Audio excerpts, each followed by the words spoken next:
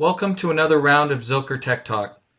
My name is Dave Heckroth, and today I'm going to talk to you a little bit about ODM Decision Warehouse.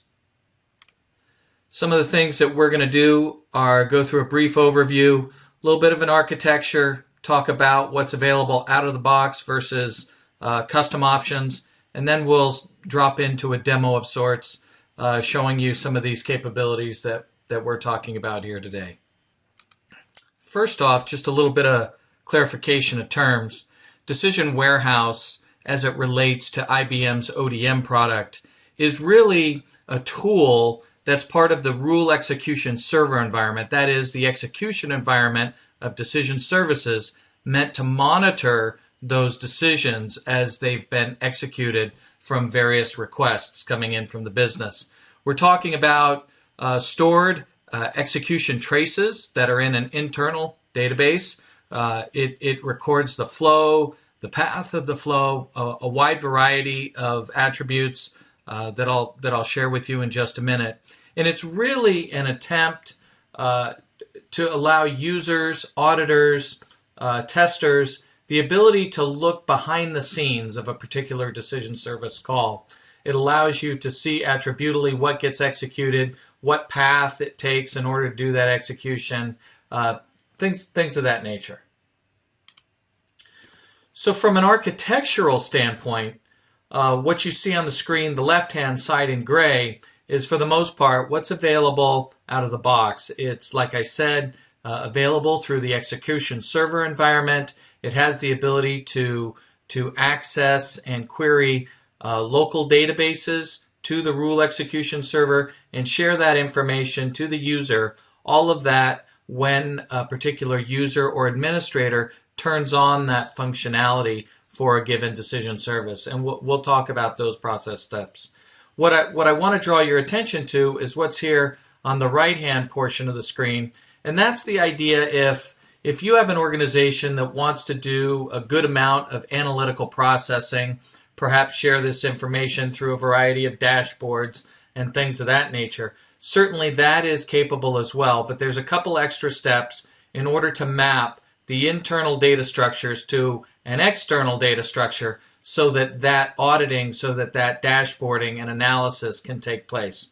I'll describe to you today some of those steps, but we are not going to be going into detail about this right-hand side of the screen today, only the left-hand screen. Perhaps in a future tech talk, we'll go into some detail about that custom architecture. Okay, so let's take a look at the process steps involved with using the default version of Decision Warehouse. There's really four major steps. Step one is done in the installation process. It's not typically exposed to the common everyday user. It's part of installing the product and identifying data structures internally for ODM to use in order to enable this decision warehousing. It's set up as a default as part of the installation process. So if you have already installed Decision Center, Rule Execution Server, typically you will already have these components. Step number two is really going into a given decision service and enabling the monitoring process, right? You do that from the execution server environment. I'll show you how to do that. After you have enabled that particular decision service to have monitoring turned on, then you need to run some transactions, right? You need to run some requests through the rule execution server so those get saved in the decision warehouse in the log environment, and you can then query those. And then lastly is the actual viewing of those saved service results, and I'll show you how to do that as well. I do have some step-by-step instructions, and really these are just meant as informational because we'll be going through this manually, but if you want to refer back to these steps in order to enable this yourself, this might be a handy area to snapshot and take a screen print of. It'll help you when you go to do this yourself for the very first time. And then just to kind of complete the picture, I want to at least show you stepwise what's involved in the custom decision warehouse capability. Like I said, we're not going to do that today, but you can see that there's 3 additional steps. Those are highlighted in yellow, and I also create a given step-by-step instruction so that if you do want to do that yourself, take that on yourself without the next awareness session, then feel free to do that. But for today, we're just going to be going to the quick demo, and I'll show you all of this in action. Okay, so here we are in our rule execution server environment, and I'm going to give you just a brief demo of the decision warehousing capability in ODM. First off, we can see that I've got one rule decision out there. It's called TLP app, and in that it's got a rule set, and that rule set is called TLP. You can see the name here, right? And in order to enable, remember our process steps, we have to first install it. That's part of the rule execution server installation process. The second thing we have to do is go out and tell the decision service that we want to monitor that particular decision service. So you can see when we go into the rule set, we have all of these capabilities made available to us, and we can see the default condition is that there's no monitoring turned on. And that's really done for, you know, time saving sake, things of that nature. It takes a certain amount of time to capture these logs and make those available. We go out here to the edit pad, click on that, and it exposes to us the ability to do tracing on that particular decision. And for ease of selection, I can go ahead and select just the default stuff and tell it save, and then it will come back and reinforce the fact that tracing is turned on. And so that's all I need to do from a rule execution server standpoint in order to monitor this particular decision service. The next thing I would do is go out here to Decision Warehouse, and I would see that there's some path.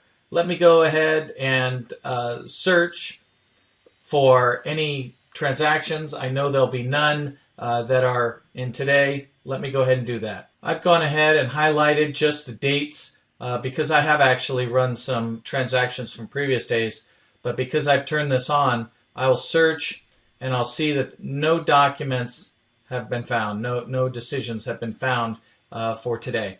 So let's go ahead and run a few requests, and then we'll come back here to Decision Warehouse and view the results.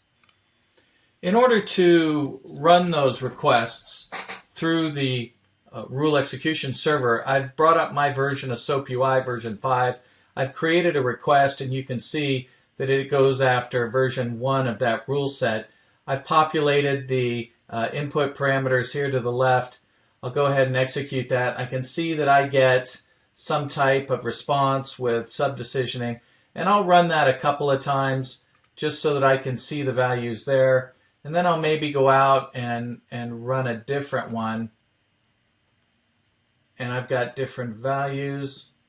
I'm going to go ahead and instead of giving it a specific decision ID, I want it to default just so that I can tell that it's a different thing. Okay, and again, I get results, and I'll run that a couple of times. So we should have a number of transactions already out there. Let me get out of this, and we'll come to Decision Warehouse, and using this same constraint for the search, let's go ahead and see if we get any results. I'm going to hit search, and indeed I do get 6. I ran at 3 for each. You can kind of tell by the number of rules fired. One of them fired 4 rules, the other fired 3 rules, but I ran them each 3 times. It is interesting, you know, when you look at this from just a general perspective, the very first one that runs in a day loads all the material, and you can see that it takes quite a bit more processing time. This is totally what I would expect. The first one loads it into the region, and all the subsequent ones take advantage of having that decision loaded in the region. So you can see that from a search perspective, it's pretty simple, right? All of these are individual executions of the service. If I want to look at any one of those, let's take the most recent one. And here you can see it popped up. It shows the decision ID, when it was run, some metadata about the actual activity. It shows the input and the output parameters. which is quite handy from a testing perspective. Let me also give you a little more information because of the parameters that we asked it to capture when we said tracing. One of those was the rule flow tasks, and we can see that in this case there's 4 different rule flows, but the neat thing about it is that it will tell you exactly which rule fired, rule number 8, in this particular decision table. And the same is true with the others as well. So that gives you a very good idea. If you were to go back here, you see that it ran 4 rules, but then if you look at the tracing perspective, you can see exactly what those 4 rules are. So very handy from an auditing perspective to be able to know whether a particular transaction is going exactly through the rule base the way that you want it to. So that's really all there is to it from a simple decision warehousing perspective. There are a couple of other capabilities. Let me show you 1 or 2 of those. Sometimes you've run a number of requests through a particular decision service, and what you're really interested in knowing is how many of those requests fired a particular rule or did not fire a particular rule. So in this case, let's go ahead and look and put a constraint in our decision warehousing search, and look for just this particular rule, the one in financial stability in the decision table, number 8 rule. Let's go back and say rules fired and tasks executed. What we're going to do is we're just going to copy in that one. And notice it has a little bit of an interesting format to it. You do have to copy that and then to be able to search. So when we searched originally, we had all 6 results. Now we're going to search again, and we should expect to see only those that comply with this particular rule execution. Okay, and we can see that, interestingly enough, it was only those that had 4 rules fired, pretty much what I would expect. So you can do it also by the decision ID. If we were to take this decision ID and copy it, let me go ahead and do that. And run that search again, we should expect to see just 1. Yep, and there it is. So that's really the nature of the search. It's just a simple query, and I'm sure you'll have a lot of great success with that. If you do have any other questions, feel free to reach out to me. I'm happy to help at all times. And okay,